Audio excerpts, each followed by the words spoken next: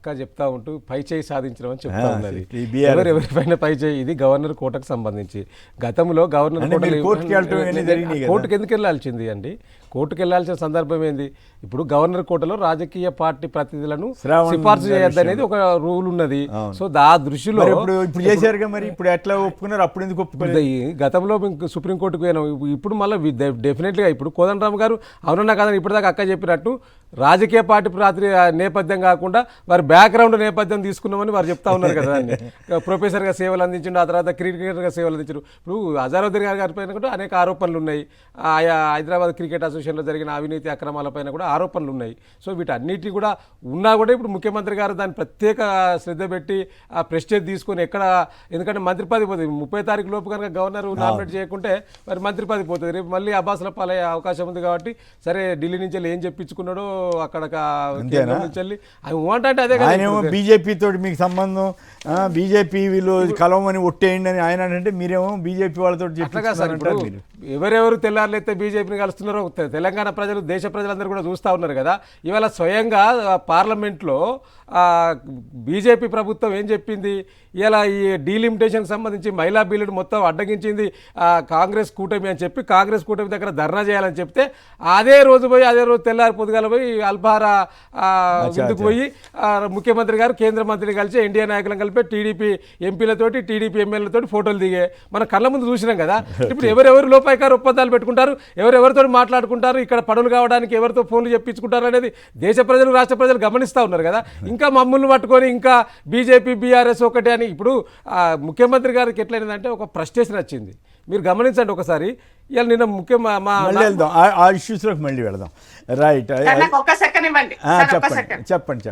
ఇప్పుడు మొత్తం మీద అట్లా కాదు ఇందిరా గారు ఆయన చెప్పింది ఏంటంటే రేవంత్ రెడ్డి గారు ఎట్లయినా సరే మరి చంద్రబాబు గారి ద్వారా మేనేజ్ చేసుకున్నారా, లేకపోతే కేంద్రంలోని బీజేపీ వాళ్ళ ద్వారా మేనేజ్ చేసుకున్నారా, మొత్తం మీద వ్యతిరేకతను తగ్గించుకుని అజారుద్దీన్కి కోదండరామ్కి ఇప్పించుకోగలటం అది అంతవరకు మెచ్చుకోదగిన విషయమే కదా అనేది ఒక అభిప్రాయం.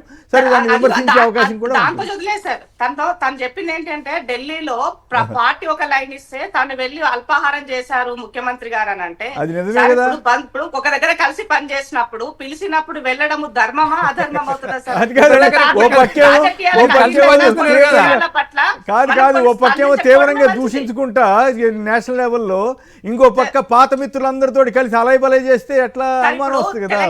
సార్ ఒక్క మాట చెప్తా, అందరూ కూడా మహిళా బిల్లు నేపథ్యంలో ఏపీలో ఉన్న వాళ్ళంతా కూడా తెలంగాణకు వచ్చారు, ఢిల్లీకి వచ్చారు, నేను కూడా అక్కడే ఉన్నాను. ఆ నేపథ్యంలో వాళ్ళు కలిసి ఫోటోలు దిగితే తప్పు అవుతుందా సార్? ఒక ముఖ్యమంత్రి ఆలోచించండి. మీరు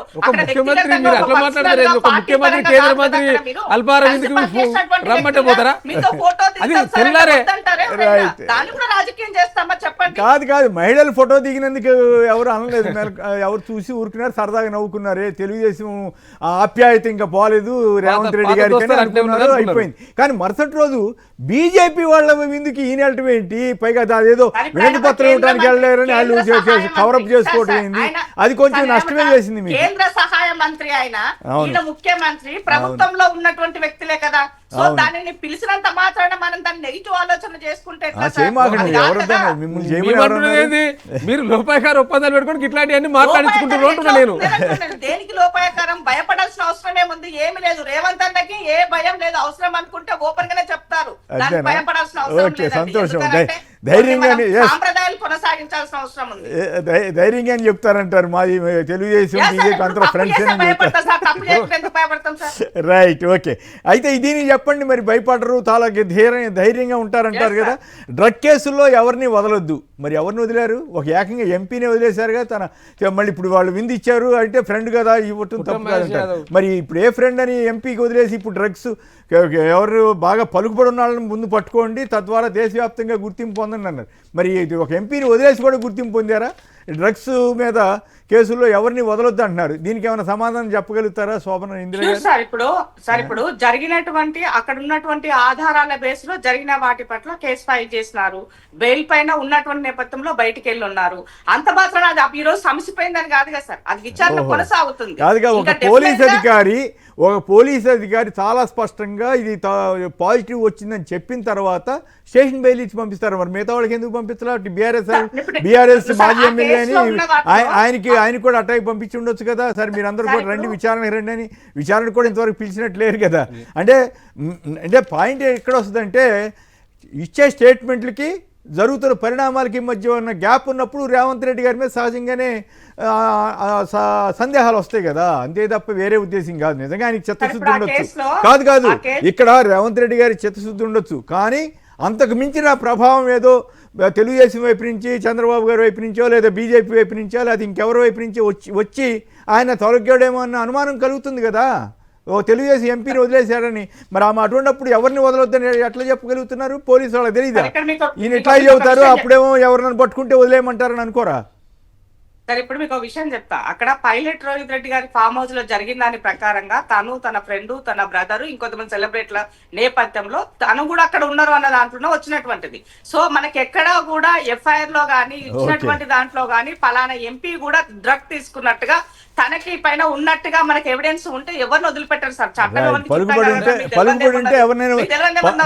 ఉంటే ఎవరైనా వదిలేస్తారులేండి. ఇవన్నీ మరి మనం ఎందులో మీరు ఇబ్బంది పడతారు. ఓకే, వాసు గారు ఒక్క నిమిషం. సార్ ఒక్క మాట్లాడుతున్నా. ఇప్పటి వరకు బిఆర్ఎస్ పార్టీ అతని పైన సస్పెన్షన్ అనుకో జస్ట్ షోకాల్ ఇచ్చింది సార్, సస్పెండ్ చేయలేదు. మీరు వాళ్ళని విమర్శించండి, అభ్యంతరం లేదు నాకు. ఒరిజినల్ గా ఓపెన్ గా దొరికినటువంటి వ్యక్తిని కాపాడుతున్నారు వాళ్ళు.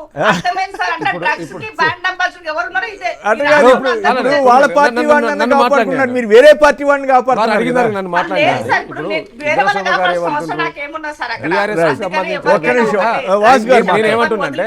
బీఆర్ఎస్ పార్టీకి సంబంధించిన వ్యక్తి దొరికితే సస్పెండ్ చేయలేదు. మీ షోకేజ్ నోట్ చేసినాం, ఆయన జైల్లో ఉన్నాడు, జైల్లోకి వెళ్ళి వచ్చినాక ఆయన ఆన్సర్ చేసి దాన్ని సస్పెండ్ చేస్తాం. దాని గురించి చర్చ లేదు. కానీ మేము అడుగుతా ఉన్నాం, ఇలా ఆ కేసులో మీకు దగ్గర ఉన్న వాళ్ళని మాత్రం స్టేషన్ బెయిల్ ఇచ్చి మీరు పంపించగలుగుతారు. ఆంధ్రప్రదేశ్కి సంబంధించిన పుట్ట మహేష్ యాదవ్ అనే ఒక ఎంపీ, టీడీపీకి సంబంధించిన ఎంపీని, అంటే అక్కడ ఏందో మీరు చెప్పారు. డ్రగ్స్ కేసులో మీరు అంతా పారదర్శకంగా కనుక మీరు నిర్వహించదలుచుకుంటే డెఫినెట్గా అందరు ఇక్కడ స్టేషన్ బెయిల్ ఎందుకు ఇచ్చారు? ఇది కూడా ఈయన కూడా స్టేషన్ బెయిల్ ఇవ్వాల్సింది. మీరు నిర్వాహకులని అరెస్ట్ చేసిరు కావచ్చు, పంపించారు కావచ్చు. ఇంకొక అంశము, మీరు ఇంత డ్రగ్స్ విషయంలో ఒక్క నిమిషం ఆగండి అక్కడ, నేను మాట్లాడినాక మీరు మాట్లాడండి. డ్రగ్స్ విషయంలో గతంలో ఈ తెలంగాణ 2025లో మహారాష్ట్ర పోలీసులు 12,000 విలువ గల డ్రగ్స్ పట్టించుకున్నారండి, పట్టుబడ్డది ఇక్కడ ఈ రాష్ట్రంలో. మరి ఇక్కడ తెలంగాణ రాష్ట్రానికి సంబంధించి ముఖ్యమంత్రి గారు ఈగల్ అని ఒక టీం పెట్టిండు కదా, మరి ఆ ఈగల్ టీం ఏం చేస్తున్నట్టు ఈ డ్రగ్స్ విషయంలో? వీరు ఇంత చాలా గొప్పలు చెప్తారు కదా ముఖ్యమంత్రి గారు, మాట్లాడుతున్నారు డ్రగ్స్లా ఎవరిని కూడా వదిలిపెట్టేది లేదు. అది ఆ సినిమా ఇండస్ట్రీకి సంబంధించిన వాళ్ళైనా, రాజకీయ నాయకులైనా ఎవరిని వాళ్ళనే అరెస్ట్ చేస్తే ఇంకా చాలామంది భయపడతారని ముఖ్యమంత్రి గారు చెప్తున్నారు కదా. మరి మీ అధికారుల పనితీరు ఎట్లా ఉన్నదో మన కళ్ళ ముందు కనిపిస్తున్నారు కదా. పక్క రాష్ట్రం వాళ్ళు వచ్చి ఇంటర్నల్గా అట్లా కార్మికునిగా చేరి దాన్ని మొత్తం ఆరా తీసి అది పట్టుబట్టేదాకా కూడా తెలంగాణ రాష్ట్ర పోలీసులకు, ముఖ్యంగా ఈగల్ టీం వాళ్ళకి తెలియకపోవడం అనేది చాలా విడ్డూరం. అంటే ఏం చేస్తూ ఉన్నది ఇలా ఈ రాష్ట్రంలో ఉన్న? అంటే పేరుకేనా మీరు? పేరుకు పక్కల మీద దొరికితే బదనాలేసుడు, వారి మీద ఎందుకు సస్పెండ్ చేయలేదు, లేదా వీళ్ళు ఎందుకున్నారని చెప్పడమేనా? ఎంతసేపు అంటే రాజకీయంగా కాకుండా నిజాయితీగా నిష్పక్షపాతంగా పనిచేయమని చెప్పాలి. ఈ టైంలో కూడా చాలా మంది ప్రముఖులను వదిలేశారులే, మరి వాళ్ళని ఒక్కళ్ళని అంటాం కరెక్ట్ కాదు. కానీ వాళ్ళు వదిలేస్తారు, కాకపోతే కనీసం మీరు వేరే వాళ్ళ పార్టీలతో సంబంధం లేకుండా వదిలేరు, వాళ్ళేమో తెలుగుదేశానికి విధేయతగా వాళ్ళు వదిలేరు, అది తేడా అంతే.